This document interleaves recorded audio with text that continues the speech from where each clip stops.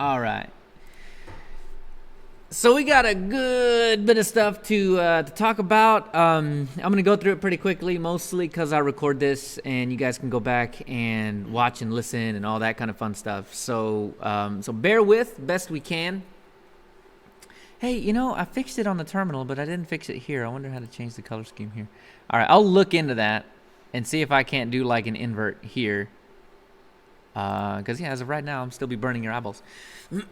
So, initializing the system. We were just talking about boot last week. We were talking about grub, how it does the handoff to the kernel, and yada, yada, yada, right?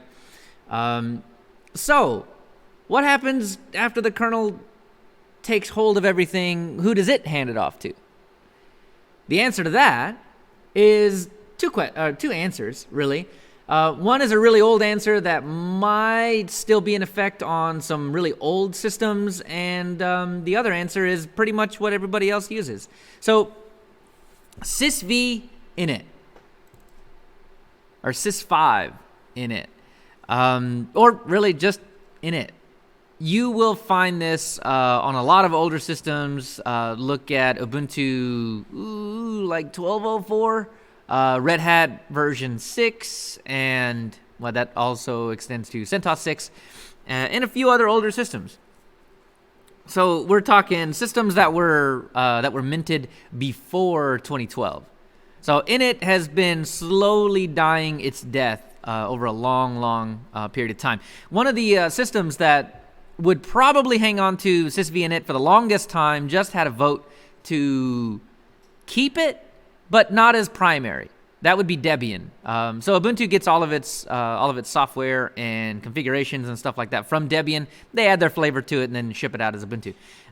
So Debian has a really big commitment to freedom and yada, yada, yada, and old software, like really old software.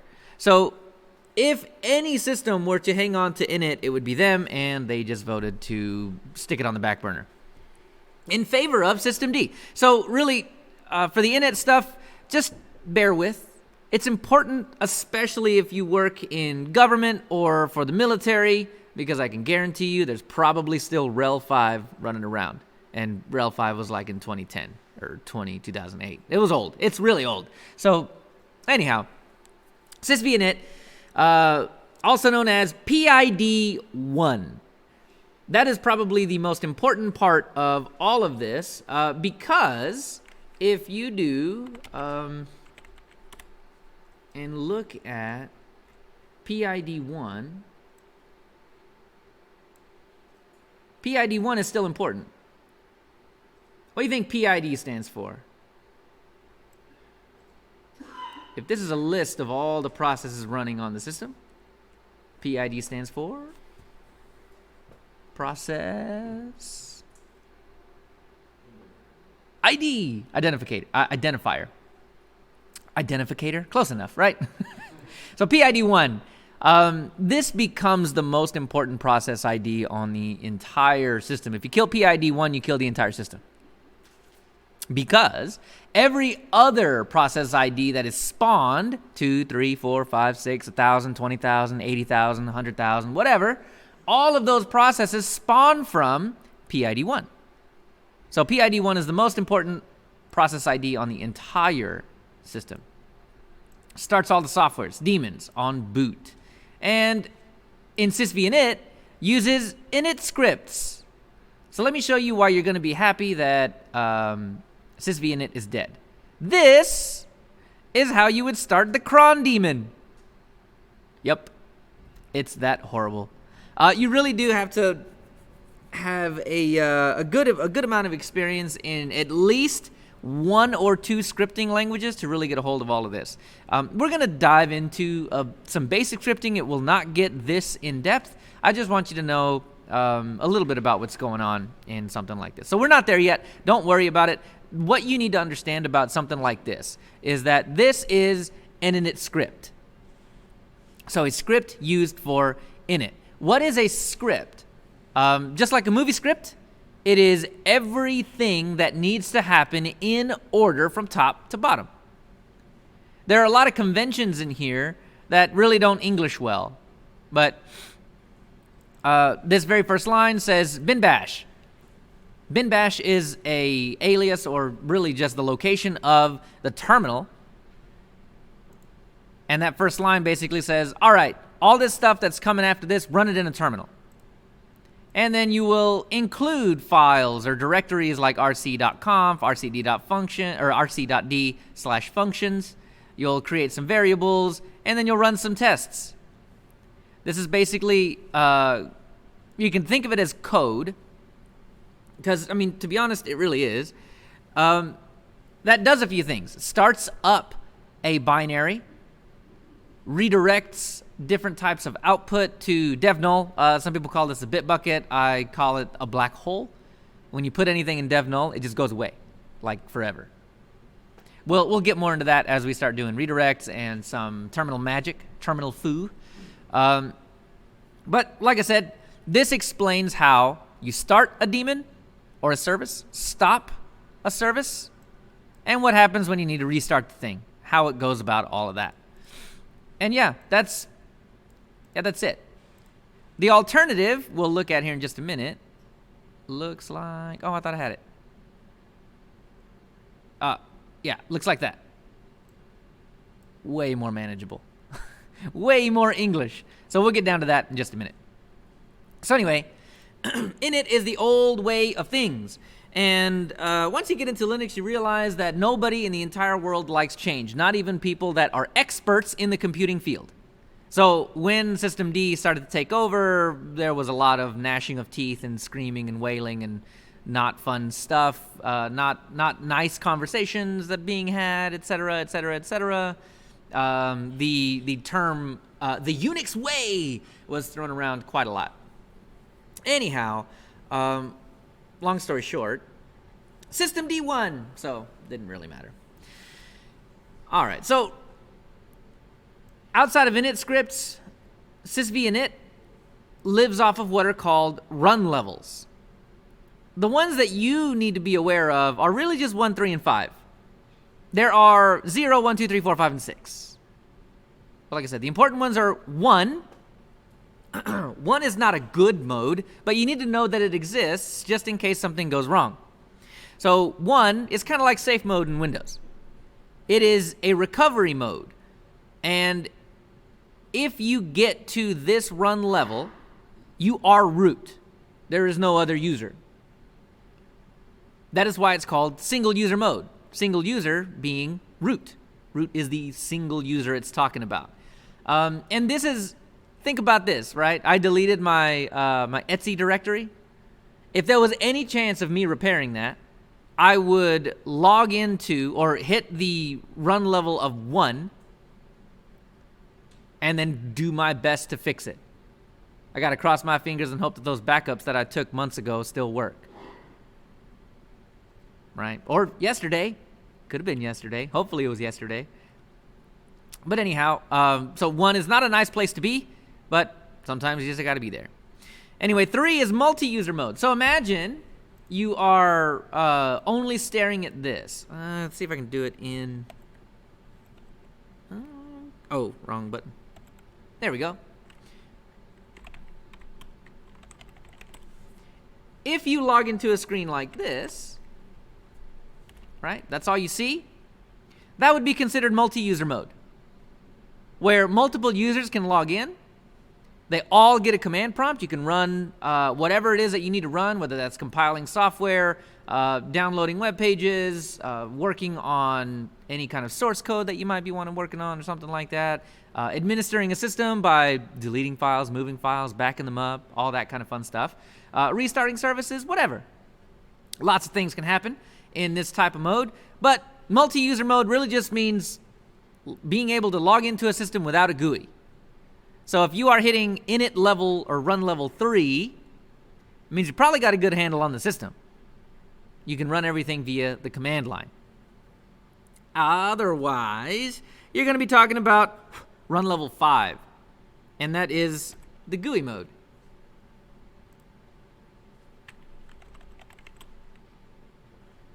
Get back in here. Aw, messed with my displays, man.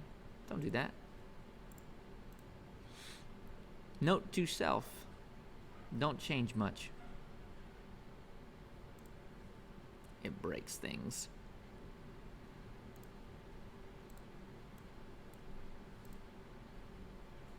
All right.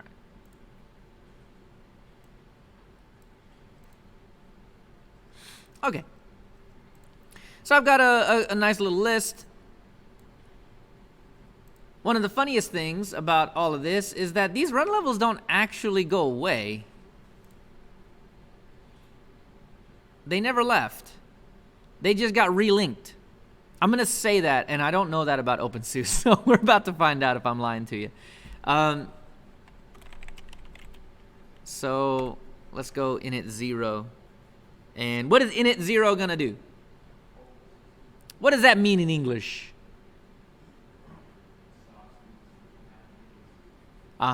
So much so that it will either power off the entire machine or get to the point where you can like turn this or flip the switch and nothing bad will happen. So we're about to find out if OpenSUSE does the linking. It does! Bye, OpenSUSE. It's probably a really bad idea because now I got to boot you back up. I'm doing a great job of breaking everything today. So anyway, to invoke one of these, you just type in, as long as you are root or running as root, like this, init 3, or sudo init 3 if you are not root. The default level that you, on older systems, this is configured in systemd now, so in most modern systems you won't find this, but in older systems, if you wanted to see what the default run level was and you didn't have access, or you weren't actually logged into the system, maybe you were SSH'd into it or something, or maybe just SSH or in a single user mode where you don't have run levels typically. Let's just do this. Bonk.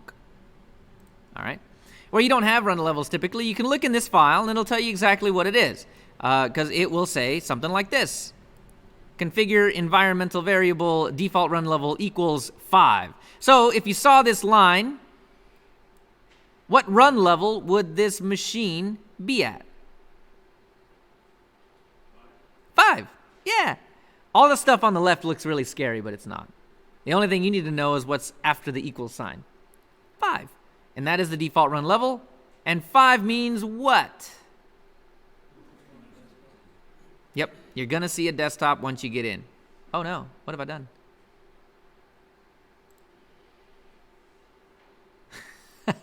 Hey guys, you want to see me break my VMs? I've done a really good job so far. No,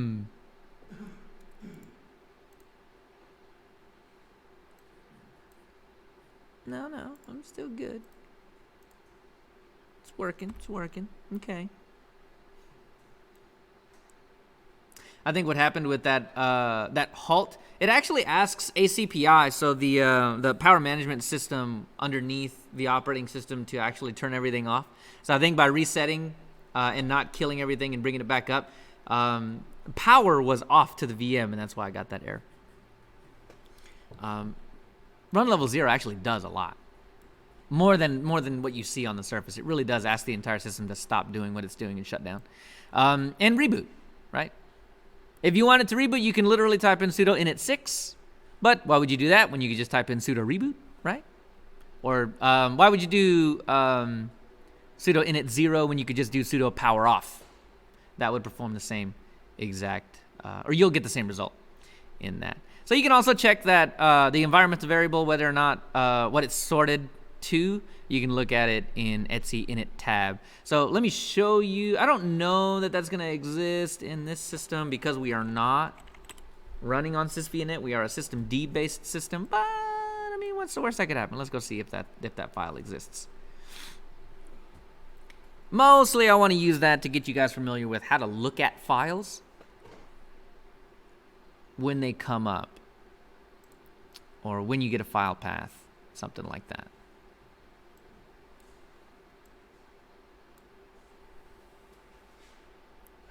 And I don't know if you guys have come up with this question or not, but the question of, well, why haven't you used CentOS yet, or why haven't you used Ubuntu yet? Remember I was telling you at the beginning of the semester that eventually we're just going to get to the point where it's all the same? We're at that point. It's all the same. So it doesn't matter what I run this in. These commands and this information is all going to be the same no matter where you go. So you can try the exact same thing. So if you're following along in an Ubuntu VM or something, all these commands should work just the same. All right, so just to see, I don't think it exists, but initd does exist though. But that's not going to help me. I think what a lot of those, I think a lot of that is just linking to the systemd stuff.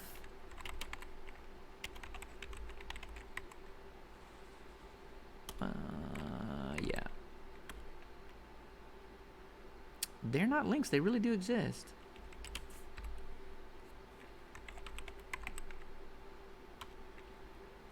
Okay, there's nothing in there. So when you get to this, point, and again, this is not anything modern. This is older stuff.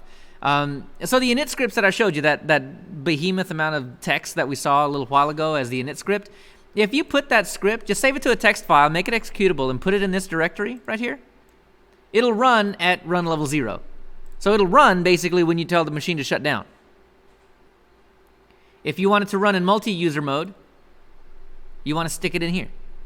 If you want that script to run in the GUI mode, you'll stick it in here. That's how those worked. Nothing really complex about a lot of that. So yeah, is run level even linked to anything anymore?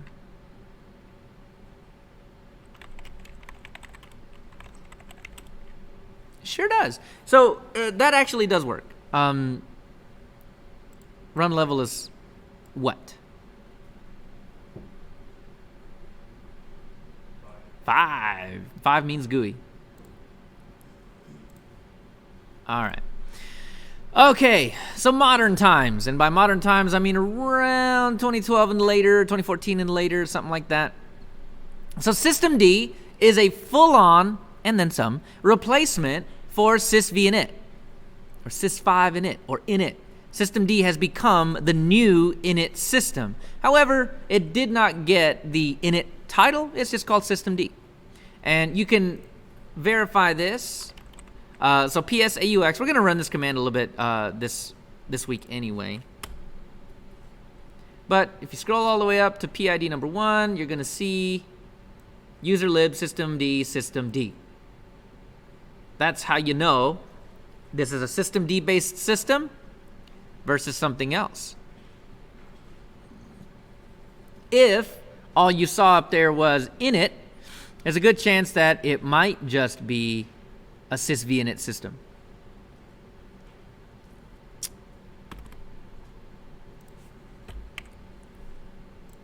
All right. So, here's what I want to get to.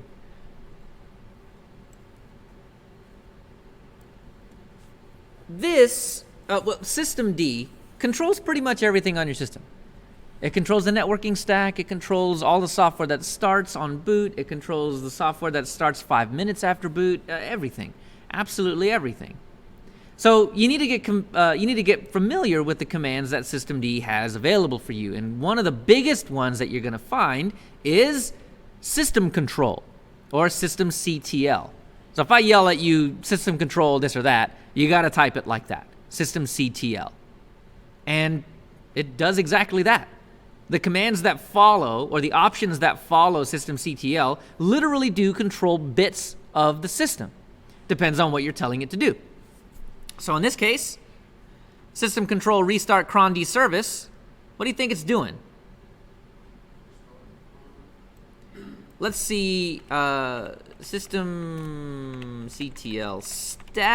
status. Let's see if it finds anything for me. All right, so in OpenSUSE, it doesn't have the D, it's just cron.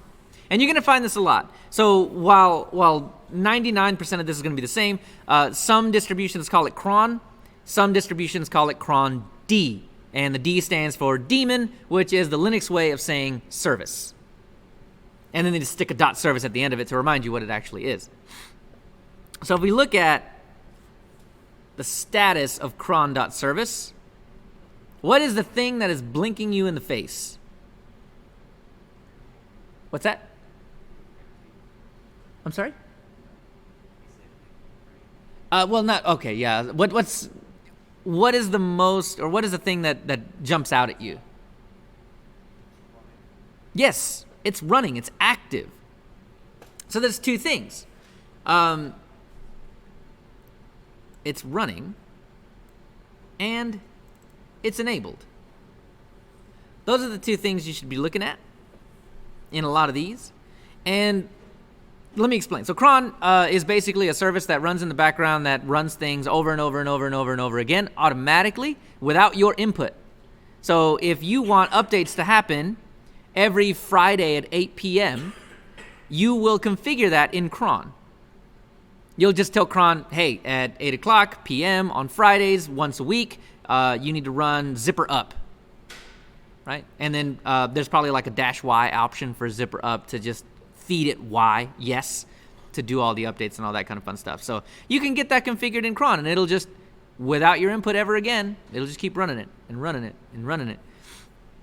And if anything ever goes wrong, you can look into probably varlog cron. Ooh, cronny? Maybe not. Let's see what we got. That might actually be it. Anyway, there's always going to be a cron, a log or whatever for whatever's going on. And cron might not exist yet because cron doesn't have anything in it right now. But anyway, that's the important bit, right? You can find out what's going on your system using system control. So you can also figure out what run level. Now, it's not called run level anymore. Init kind of, once we got rid of init, that kind of went away. However, people still call it that. So be aware, if someone says run level, know that they're talking about systemd targets. And you can figure that out by this. System control get, oh, what was it? Default. Graphical.target. So I think I have a little table down here. Yeah. Here are your targets. So poweroff.target shuts down the system. What init run level would that be? 0. Rescue.target is that single user mode. What init level would that be? 1. Multi-user? 3. Graphical. Dang, reboot. Nice. So 0, 1, 3, 5, 6. Nice. Very good. So graphical is 5. And if you need to change that, let's say next time I reboot, I want it to reboot into multi-user.target. And to be honest, I think this is actually what I'm going to be doing because GNOME is really CPU heavy and makes everything run super slow. So I will probably just do that and keep it at that. But I want to show you how it actually works. So system control set default and the target name. So sudo system control set default multi-u, and I'll probably be able to tab the rest of that out. Yeah, there it goes. Multi-user dot tar. Ooh, tar. That's what I get for smacking the backspace key. Dot target.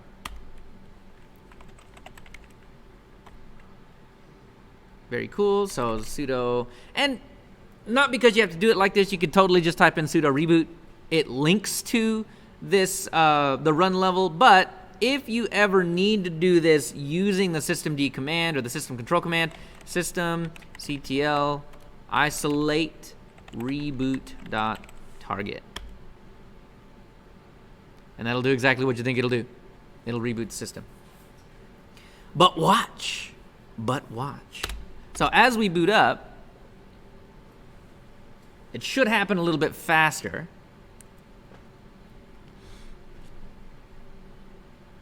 Well, it should get me to a workable state faster.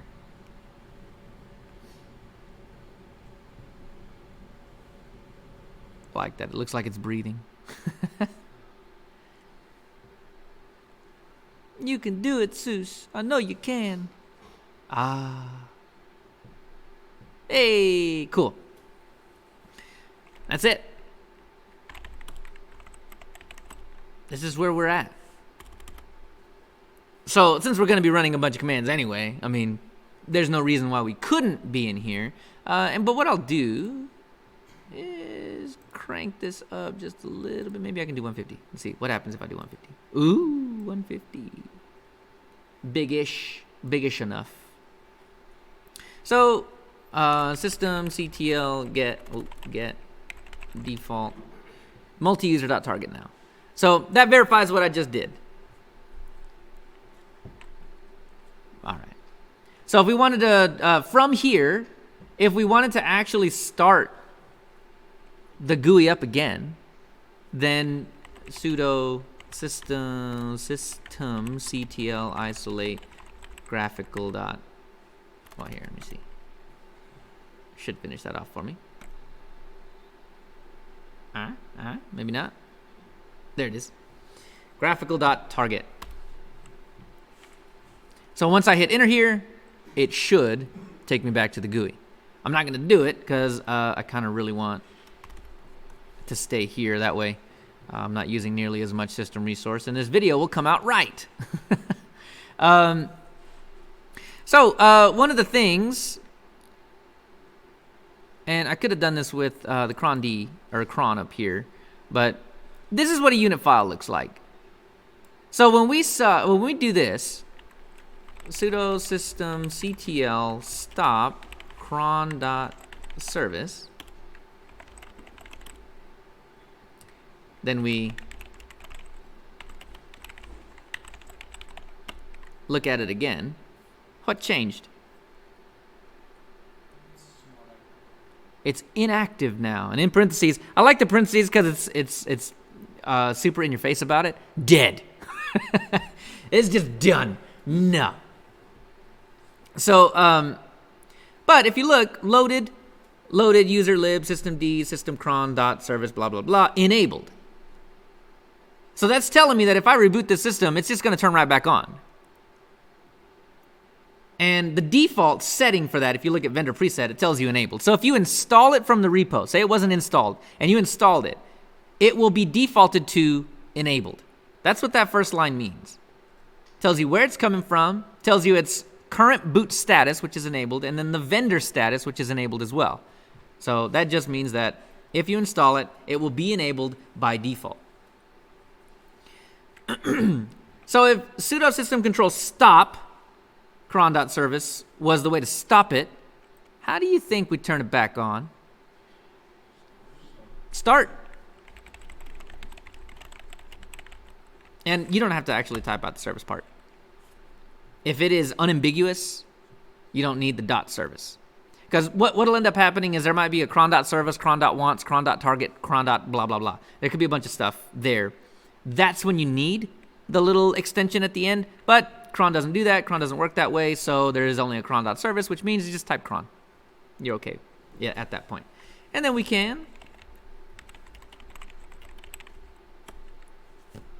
back on.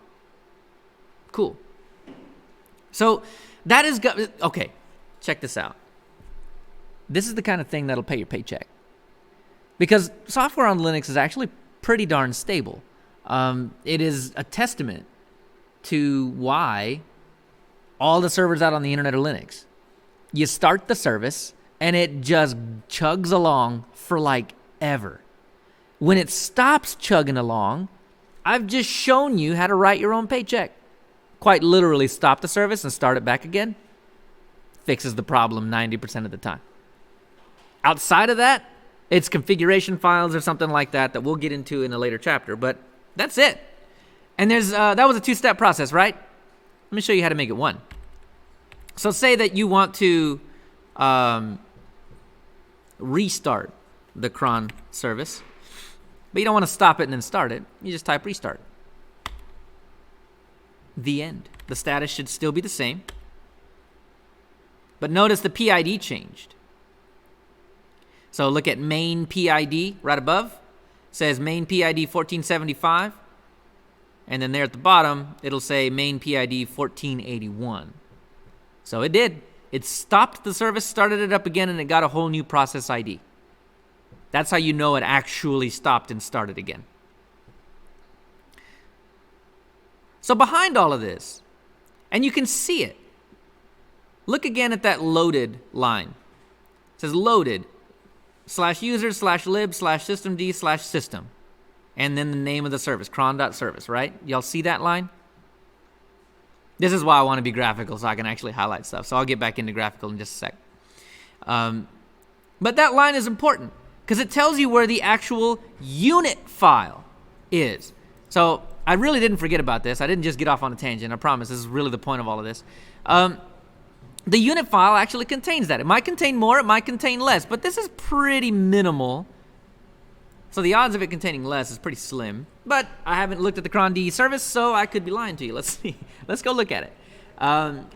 So the less command is actually pretty important. It will show you a text file, the contents of one. And if it's like super duper long, you get like the page up, page down keys, arrow keys. You can back up and forth, right? You just won't be able to edit it. That's the beauty of less. Look at it, don't touch it, right? Don't want to break anything.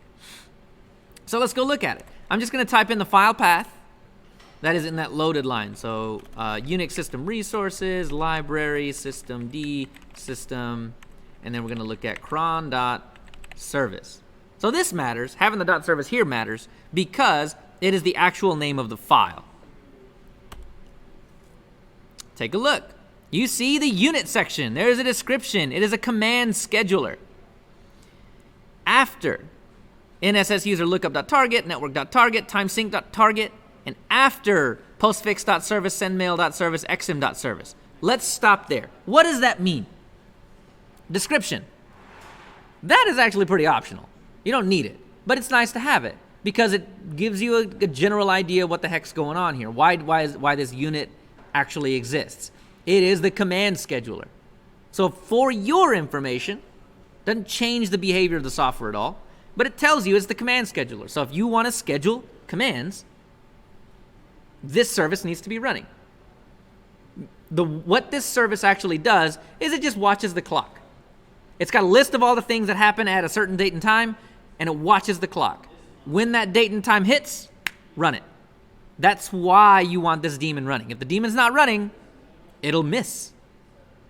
So if you've got something running at 8 p.m. every night, and you look at the logs 3 days in, and you realize, oh God, for 3 days it's not been running. First thing you should do, find out if cron is running. If it is, then you need to go look at the logs and figure out why cron failed. And a lot of times it's just a typo. Someone typed it in wrong, or didn't put a space where there needed to be a space, or the opposite of that. Whatever. So the next, after and after. So the first after. You don't have to put them in separate lines, but you can. And what's going on here is after equals. So targets. Y'all saw these just a second ago. Multi-user.target, graphical.target. Those aren't the only targets. Targets are a grouping of services.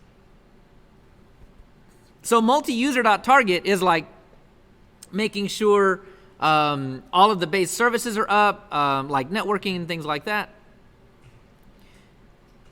And it's looking for NSS user lookup.target. We can go into that target. That target is just a directory of services. And then see all the services that it needs to start up. And then network.target. That one's pretty self-explanatory. Cron's not going to work unless network services are on. If it can hit the internet, cron will try to work. Timesync.target. This is probably one of the most important. If cron failed and the clock is wrong, when did it fail? Nobody will know because the clock is wrong. I mean, you can go figure out what time it is, what the drift looks like, and then do some math on it and probably maybe figure out what it is, but how do you know that the clock didn't change again? Nobody knows. So anyway, time sync. Once the time has synced with either a network time server that you have locally, a network time server on the internet, or just synced with whatever you need it to be synced with, then cron will start to work. There are a couple of other services, right? That second after line, look at postfix, sendmail, and exim. So this is those are actually 3 mail services.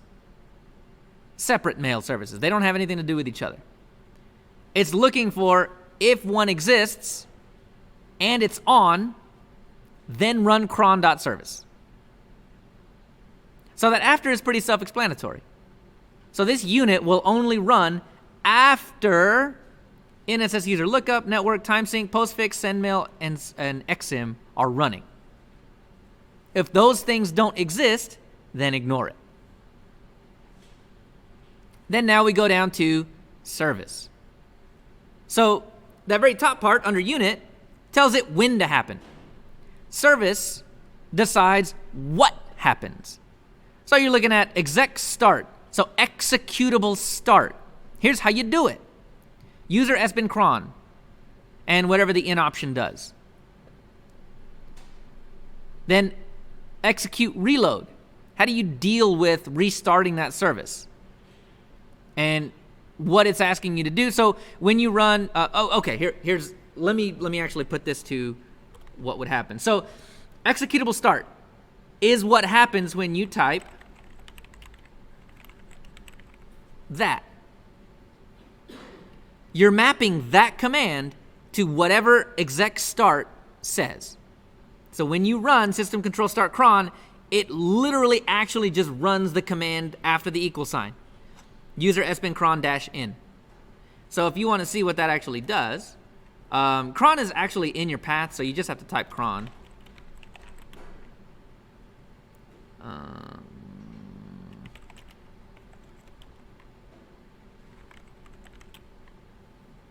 In run in foreground. That way, so that -in at the end of that thing, so user sbin cron -in, it means run in foreground, meaning don't forget about me and don't deprioritize me. Cron is important. So running it in the foreground means it doesn't get slept. And by that meaning ignored, right? How did I figure that out? That command. --help exists in almost every single command. Not all, obviously, but in most. So if you want to learn about something, that should be your first thing to try.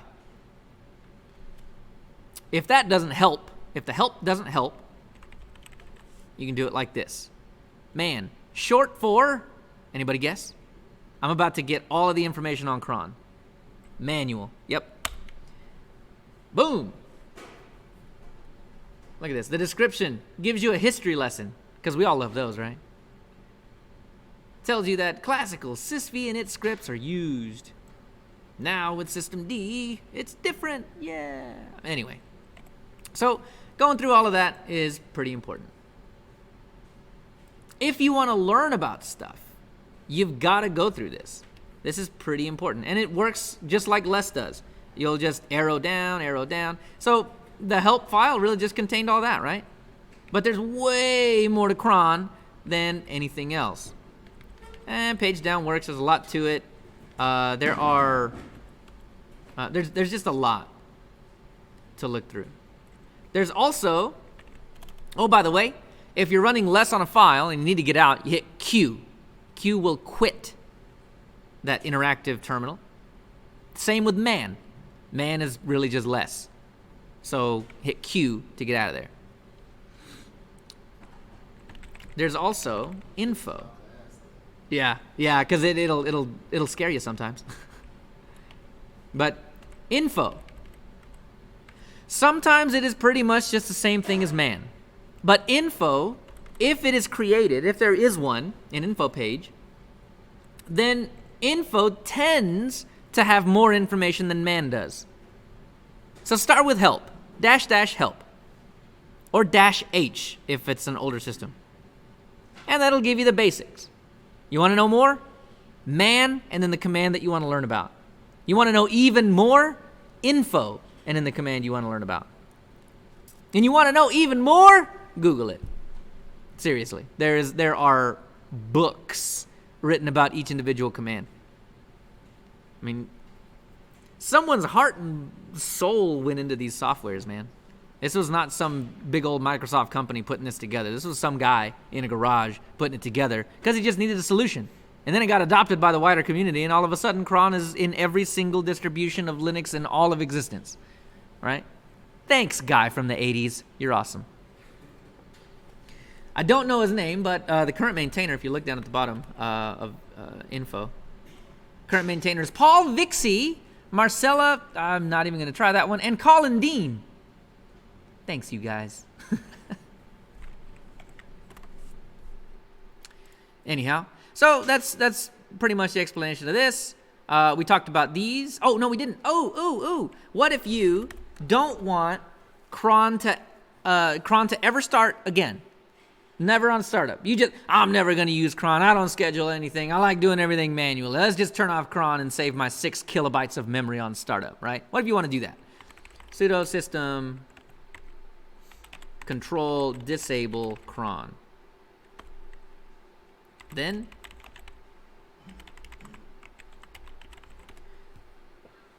it's active and running right now, but if you look a little further, right after where the cron.service is, what changed?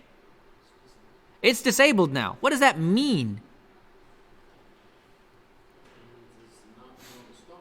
It won't start after a reboot, but it will continue to start if you explicitly invoke it. So you can start it and stop it and restart it and all of that, but it will not start on boot. That is the important bit right there. So to fix that, because I actually do want cron to run, enable it. So disable it turns us off from boot, enable it turns it on to boot, start, which is different than start and stop, which is at your request, it will do those things. So what if you don't want people to be able to start it? Mask and unmask. So system control mask cron. So it'll be enabled, that's cool. But if you mask it, it won't start. Mask is the master on-off switch. If you turn that off at the breaker, it doesn't matter whether you plug anything into the receptacle or not. It ain't gonna start, right? This is essentially flipping off the breaker at the electrical box. That's it. Doesn't matter how many times you ask it, it won't start. Flip that switch all you want to, buddy. Nothing. So this is a way, if you give people some access, like access to system control to start and stop services, but you don't give them full root access, and you do not want cron to be touched, you can do it like that. And same with SSH, right? SSH is a remote control protocol. So if you don't want people to be able to turn it on, but you do want people to be able to reach out and touch other servers, you'll mask the SSH service. So when you mask it, what is, I understand what it's doing. So how does other people access it if you mask it? If you're masking it, it just means that you want it installed, but you don't want people turning it on. Before you turn it, so what you can do in cases like that is you can schedule a mask. You can schedule a mask between, I don't know, like 5:30 p.m. to 7:30 a.m. the next day. And that way you'll know that SSH will not be used during those times. You can set up schedules in other ways. You can just turn off the service, turn on the service. But this is to prevent other people from going in and, if they had privileges from turning it on. So this is, flipping it off at the master switch to prevent other people from messing with it. Basically almost kind of like a parental control. Yeah, you can think of it like that. Yeah, parental control, for sure.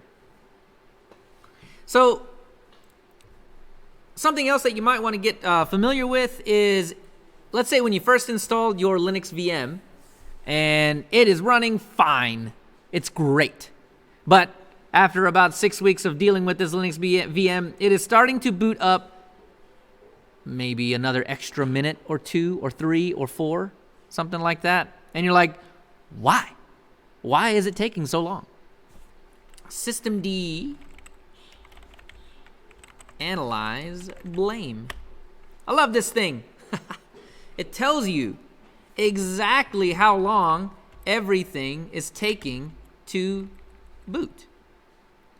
So ButterFS maintenance refresh, so looking at hard drives, took 7 whole seconds. Guys, 7 seconds. That is an eternity.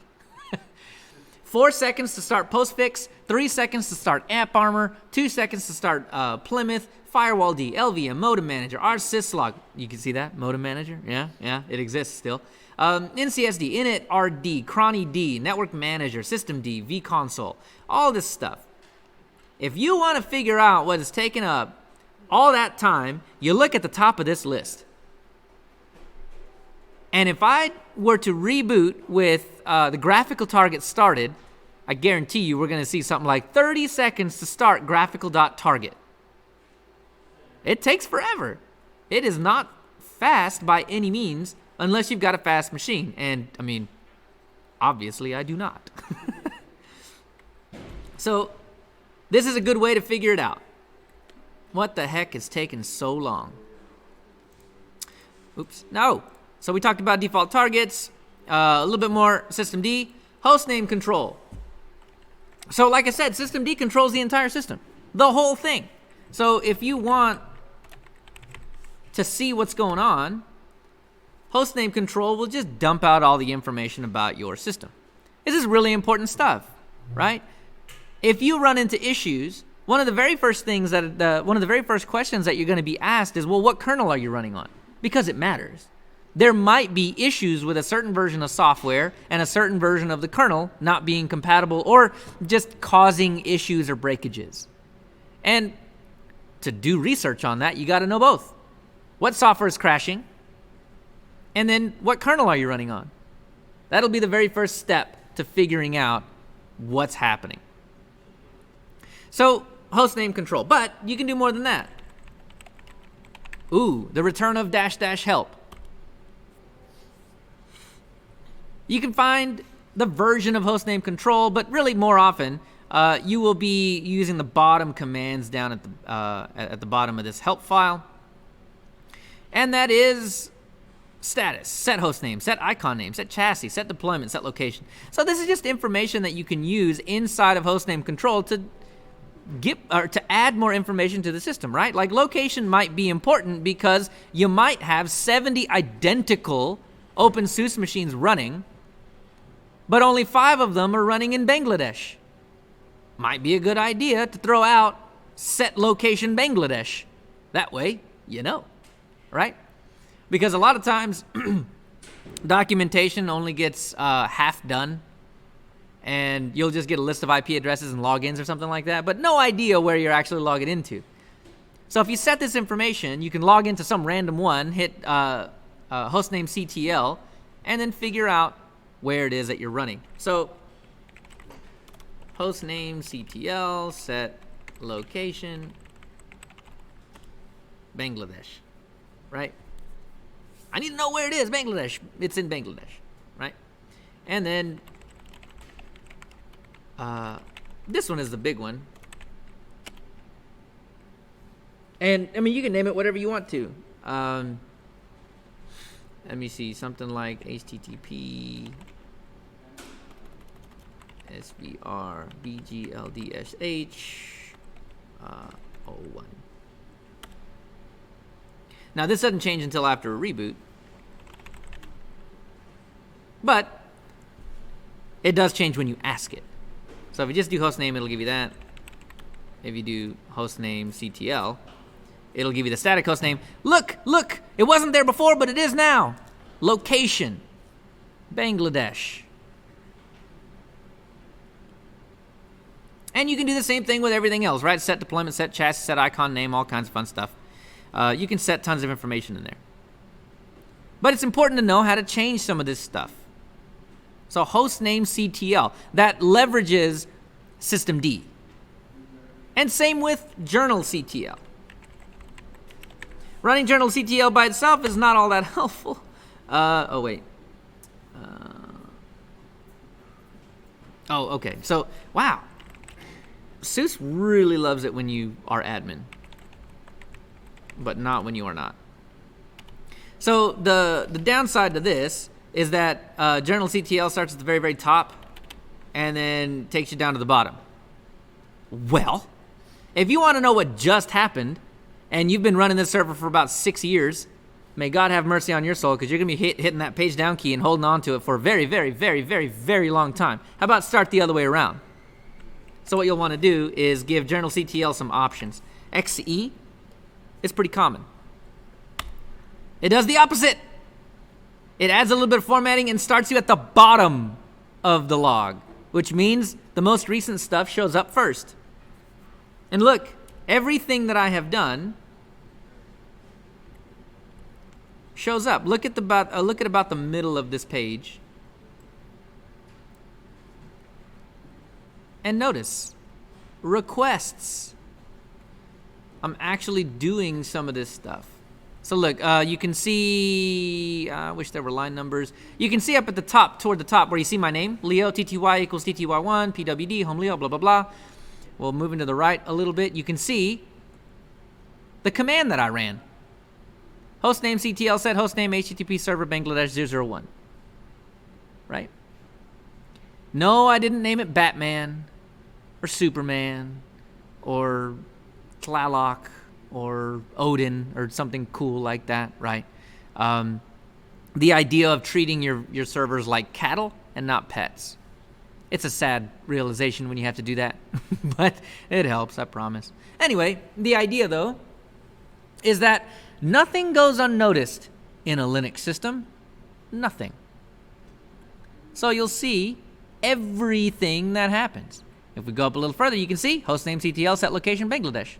You can see that that's what I ran. You can see who ran it, and you can see where I ran it from. So if I'm remotely logged in, then you can tell that I did this from home. You would see PTS1, but in my case, you see TTY1, PWD home Leo, et cetera, et cetera. That shows me that I'm directly logged into the system, sitting right in front of it, physically. TTY1. We'll get into that a little bit more. But that's the idea, right? Logs, they exist. Use them. Love them. I promise. Any question that you have when you're asking, well, what just happened?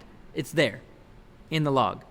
Whether that is I ripped out the video card while the system was running. You'll actually be able to see that in the log if you're remotely connected in, because if you're not, your video card kind of controls your monitor, so you won't be able to see much. Maybe you're consoled in or remoted in, right? But you'll see it. You'll actually see the kernel complain about PCI something, something, something.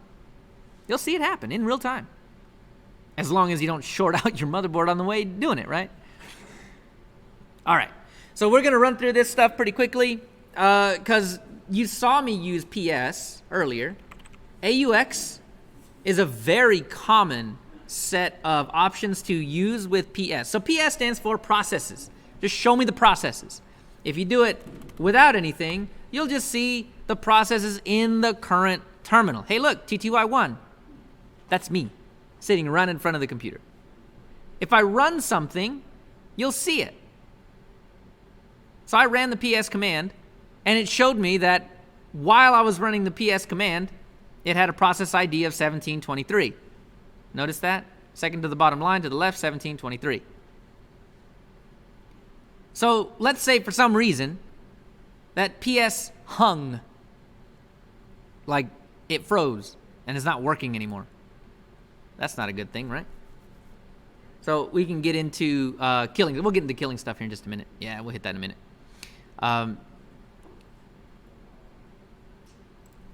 So PS by itself just shows you the current login.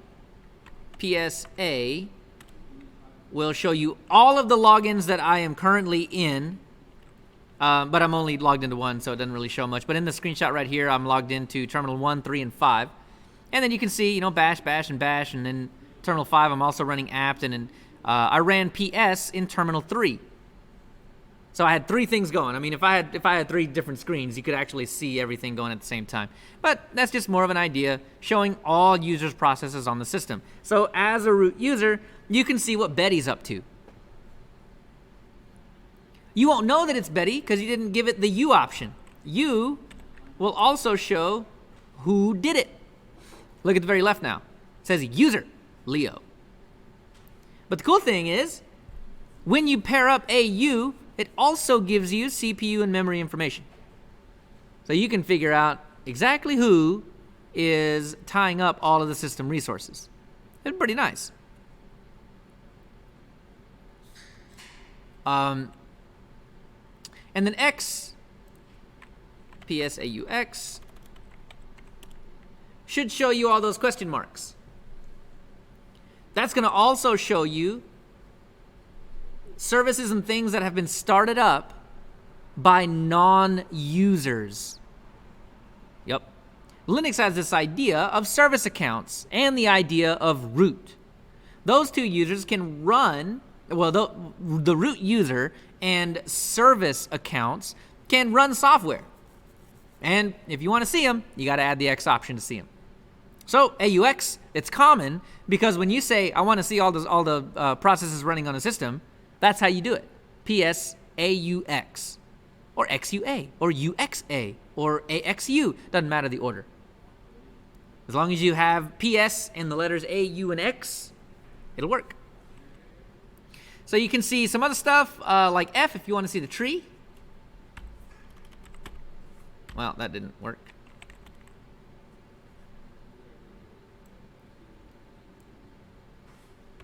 Oops. I like the way those letters came out.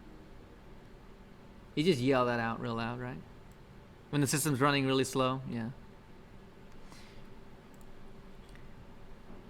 Let me show you what's going on here, because that doesn't actually do it justice. Sort of, I guess. There's not, oh, there we go. Okay, so you can see the login Leo. So look about 8 lines up, you can see login -- Leo. You see that? Underneath that is a --bash. Underneath that is a PS-FAUX. That is the tree. So I logged into terminal 1 that started a bash session, and from that bash session, I ran the PS command. And so you can see kind of how it spawned. You can see all of the children of a specific process. So as you keep going down further and further and further, you will see that happen. Free. Sometimes you just got to know what kind of memory is being used. But the generic free uses bytes. So how many gigs am I talking? If you know how many bytes are in a kilobyte and how many, oh, actually that's in kilobytes, not bytes, sorry. If you know how many kilobytes are in a megabyte and how many megabytes are in a gigabyte, then you can actually do that math, but ain't nobody trying to do that math. That is why there's an option specifically for, I ain't gonna do that math.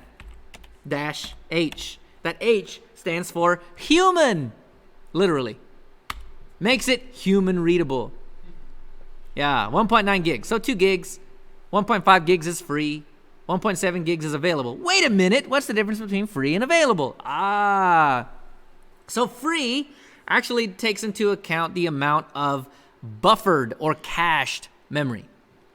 So if you want to strap on your tinfoil hat for a sec, Linux, Windows, OS X, all of the operating systems have this idea of caching. What they do is they kind of get a feel for what you do every single time you log into a session. If the first thing you do is log into or open up Firefox, it's going to try and preload all of that stuff for you. That is cached memory. You didn't launch it, but it's still in memory. So cached memory is the operating system trying to work in front of you to make your experience just a little bit better.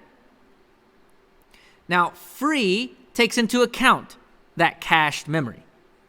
Available does not. So available is the actual available amount of memory, not including cached memory. The reason for that is if you decide today that you're not going to open up Firefox, but you're going to do this and that and whatever, and you're going to use up all of your memory, it just dumps that cached stuff right out of memory, and you never get to deal with it. You never even notice that it's actually cached. It's pretty quick about doing all that stuff. So anyway, you'll see that free and available. Shared is actually pretty interesting. Remember we were talking about libraries a couple of weeks ago? Those libraries live in memory as well. You got to load them up. 17 megabytes of libraries are loaded up. That's what that shared is about. So swap, down at the bottom, we talked about swap last semester, right? What was swap? Ooh, gotta dig deep for this one. What was swap? What? Yes, it's like virtual disk space. So if you remember virtual memory from in the Windows, that's it. Swap exists in both Linux and Mac OS. So yeah, swap. So I'm not using any swap. Means I'm pretty good. I have not filled up memory, and memory hadn't had to dump out yet. If you want to see totals, throw a T in there. It gives you a total tally of memory plus swap equals 3.3 gigs used and free, yada, yada, yada. Oh, man. If you want to see even more information about this, because notice it says buffers in cache. Well, what if you want to see what's in buffers and what's in cache? Yeah, that's how you do it. Add the W. You can run each of these by themselves as well. So you can just run a free W or free T if you'd like. But that H, I think, is really what makes it workable for us in our tiny brains. All right. So let's, we got a little bit to go. Got a few more minutes. All right. So let's go through kill real quick. One of the things that you might want to do is check this out. So let's do a sudo zipper ref. And, oh no.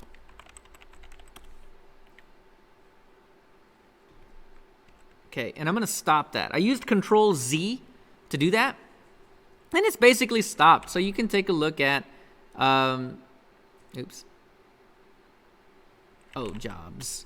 There we go. I just misspelled jobs. Anyway, so jobs. You can see currently sudo zipper ref is stopped. I can start it again or bring it back to the foreground essentially by typing in FG. That'll bring, if there's only one, that'll bring that one up to the foreground. If I saw a list, 1, 2, 3, 4, 5, 6, 7, 8 stopped jobs, you can do that with, I want to bring back number 8. Yes, that is a %, not a pound sign. I don't know why. Well, actually, because pound is a comment and the terminal, that's a special character in the terminal. So it wouldn't work. So anyway, FG8, if I wanted to bring back number 8 on that list. Since there's only one, you can just type in FG. It'll know which one you're talking about because there's only one. If you type in FG and it doesn't know which one you're talking about, it's the one with the plus. So if there's a second one, the last one that you paused or stopped will be brought back with the FG command. Either that or specify the one you want. So let's say that I need to know a little bit more about this, right? So I know there's a way to, oh, okay, so we got to add L. So notice I did jobs -- help because this doesn't help me, right? It tells me that it's number 1 in the list and that the command is sudo zipper ref. I want to kill that. I want to like full on stop that. The way to do that is to figure out what the process ID is. You can do that one of two ways. Since it's a job, you can just ask jobs to print out the process ID. So I did that by doing jobs -- help because I don't know what the option is for that. So I go down and find out, look, options -L, list process IDs in addition to the normal information. So I'll come in here, jobs -L. Aha! 1739. How do you think I kill job 1739? Or ID number 1, process ID 1739. I want to kill it. What? Yeah. 1739. Now, I'm not saying it's going to work, because when you do it without any options, kill's going to be like, hey, excuse me, zipper, can you die? Like, I mean, I'm saying that because kill, right? But, like, can you stop? Oh, as admin. Now let's see. Wait a minute. What do you mean? What do you mean? I stopped it. So it's actually there's a child process. And if you have children processes underneath a process, you can't just ask it nicely. It's like, wait, but I got child processes. Can't do it. So what do? There is a commandment in Linux. There aren't many of these, but there is one. Thou shalt not kill 9. Yep. And it maps to the commandment you might be thinking of that deals with killing things, right? Thou shalt not. Except when we really have to, right? You got to have a good reason to kill 9. So what I mean by kill 9, kill 9, 1739. Don't do it. Not unless you have a really good reason to. If it's hung up, if it just won't respond to you, if it's somebody else's process and they just went home for the day and you need to kill this thing, right? Like, when you are out of options, that is what you should do. Kill 9. Otherwise, you should be giving it the hang-up signal or the sig term signal. So if you just do kill by itself, by default, it's sending the sig term signal, 15. So you can mirror that by swapping a 9 for 15. But that's what happens by default, so most people don't type it. Kill 9, no questions asked. Just do it. All the children too. Sounds like Anakin, right? I killed them. The Jedis and the children too, or whatever it was. This is, you get to play Anakin right here. Yep. Rip, Zipper. That pseudo zipper rep. Mm-hmm. Wrote down, what does that tell the machine? Pseudo zipper ref is refreshing the repositories. So it's trying to figure out what all of the new packages are compared to what it's got. And then it'll tell you, 100 packages need to be upgraded. So sudo zipper up to do that. So, you can do the same thing in an Ubuntu system with sudo apt update or yum I think it's just yum update. There's one that just refreshes the packages. I can't remember what it is. But you can do the same thing in all of the different distros. Stop the job with Control-Z. See the job with jobs-L. You get the process ID as well. If you want to try killing it, this is how you do it. Most everything else, if it's just a single process ID, asking it nicely with kill, without the 9, will work. It's having children processes that stop it from stopping nicely. So you can actually see sudo. Let's do that again. We'll stop that guy. And then if you look, actually, forgot. What was it? F? See if I can find it. Yeah, notice. So you can see my login Leo, but slightly under midway up the page. You can see login -- Leo, and then bash, then sudo zipper ref, and then zipper ref underneath that. So zipper is always a child process of the command that you ran. So killing it is not going to work.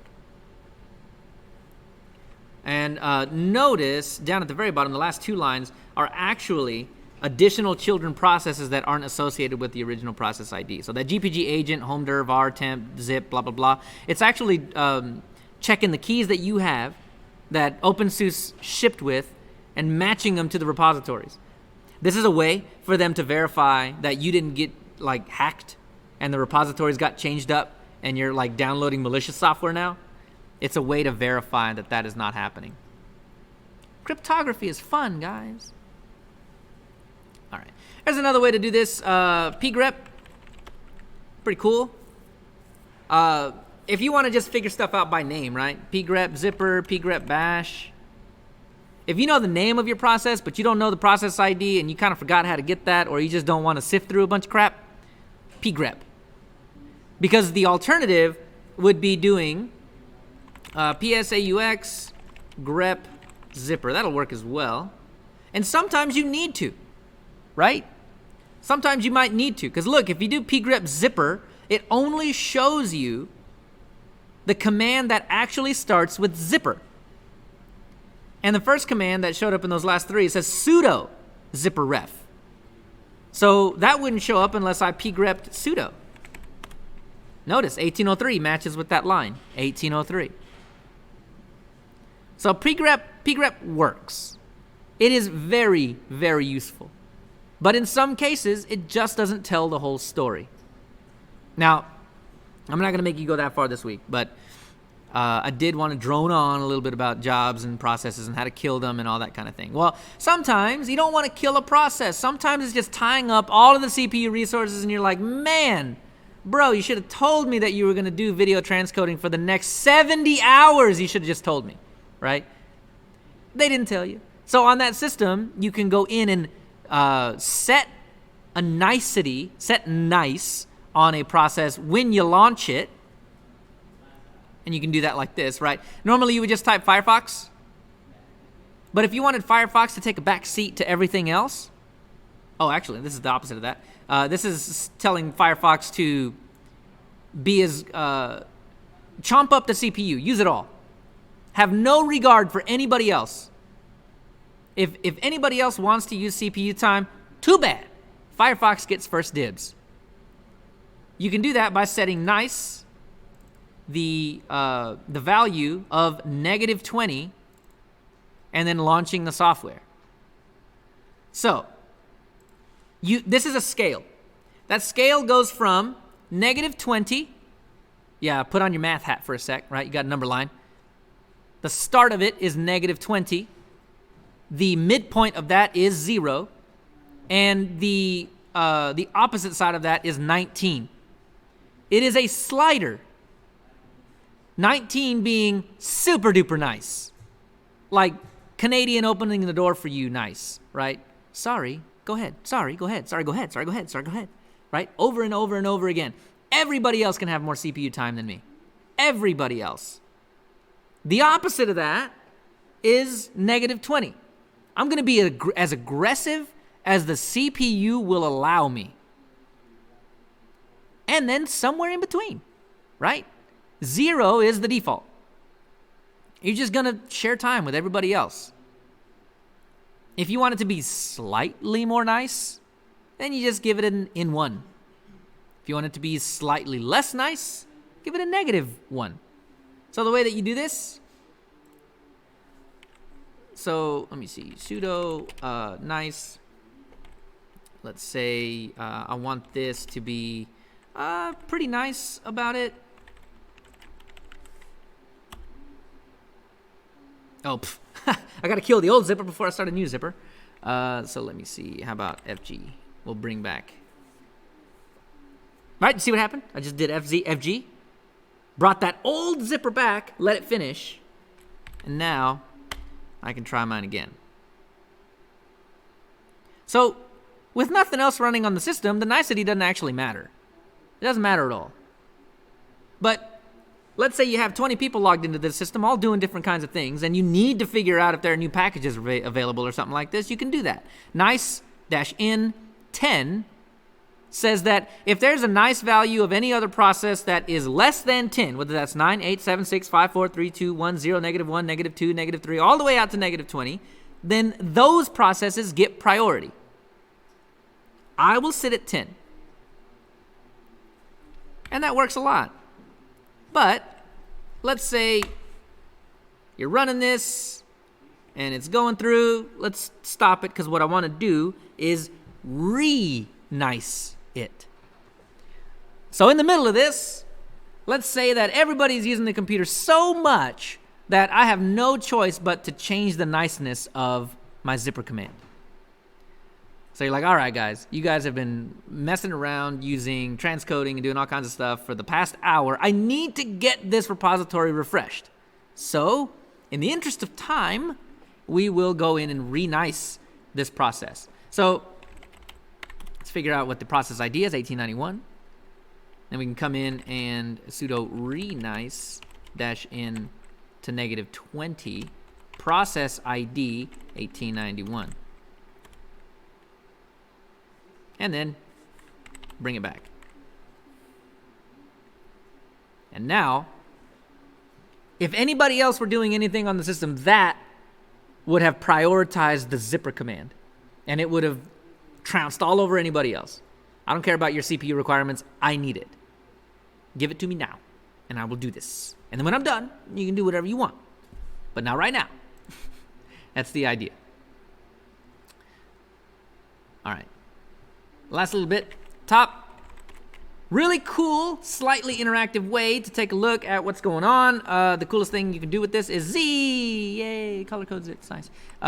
But you can run around and if you sudo top, you'll be able to do things like this. K to kill a process ID. So if you type K, it'll ask, look at the top, it says PID to signal/kill. Default PID is 8.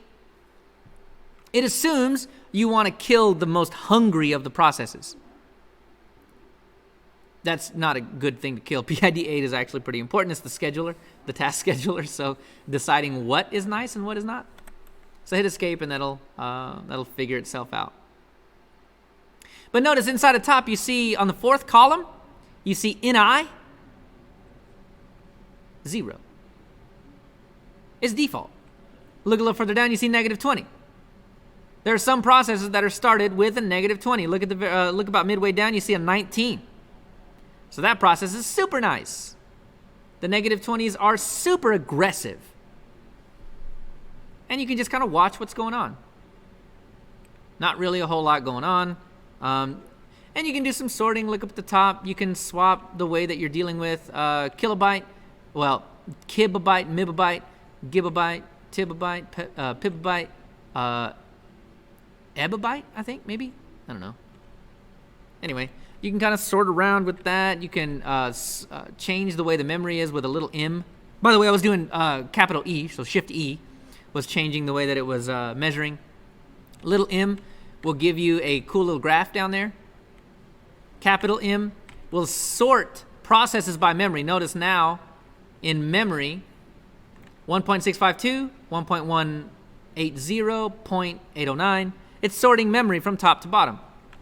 If you do P, capital P, Shift P, it sorts the highest CPU on top, which is the default.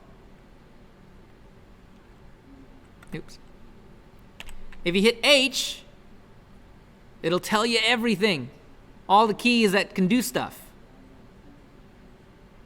Notice R down at the bottom, 4th line from the bottom of the options. R for renice. So from here, if you run top with sudo, renice will change the niceness of a particular process. Q will bump you out of that, and then Q will also bump you out of top. All right.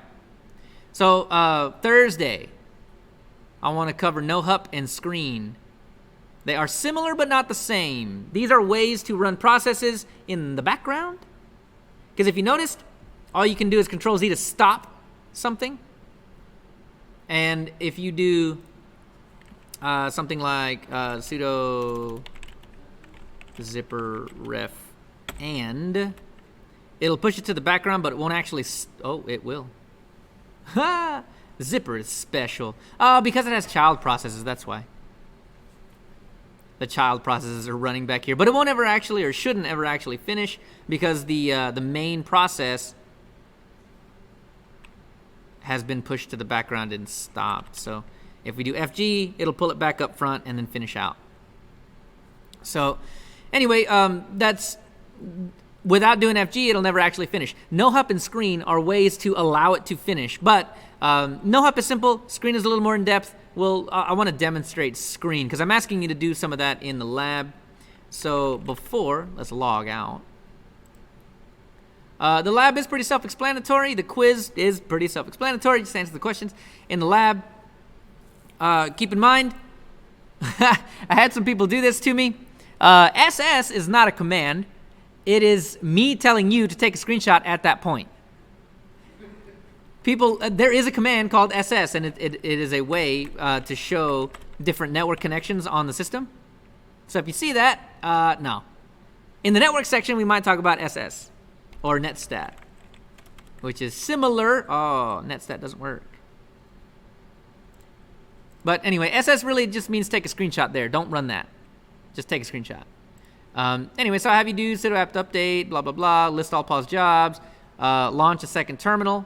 The way you launch a second terminal is Control Alt and then F2, F3, 4, 5, 6, any of those, and then just log in. And then notice, so there's one terminal. I'm going to go back to Control Alt F1, Control Alt F2. I can toggle between the two, right? That's what I'm talking about in this situation. Launch second terminal, Control Alt F2, Control Alt F3, whatever, and then run some commands. So pgrep app to figure out what the process IDs are. Use a sigkill. Which one is sigkill? Sigkill is the mean one. What number goes with that? Thou shalt not kill what? What? 9. Yep. And then in CentOS, you're using the ps command. You're looking at a couple of files. But this is where I'm having you use screen. So if you want, you can hang off on CentOS until Thursday, because I'm having you use screen and I haven't shown you that yet. So I don't expect you to know that yet. In OpenSUSE, I want you to install the OpenSSH server package, check its status. How do you check a process status? It's part of a command. We spent like 20 minutes on it. Anyway, then enable it, make sure it starts on boot, and then start the process itself. So every time you run one of those commands, after it's done, take a screenshot, right? All right, so we'll cover screen on Thursday. But you can complete Ubuntu and OpenSUSE with the knowledge that you have today. All right, knock that out. We'll talk more about screen later.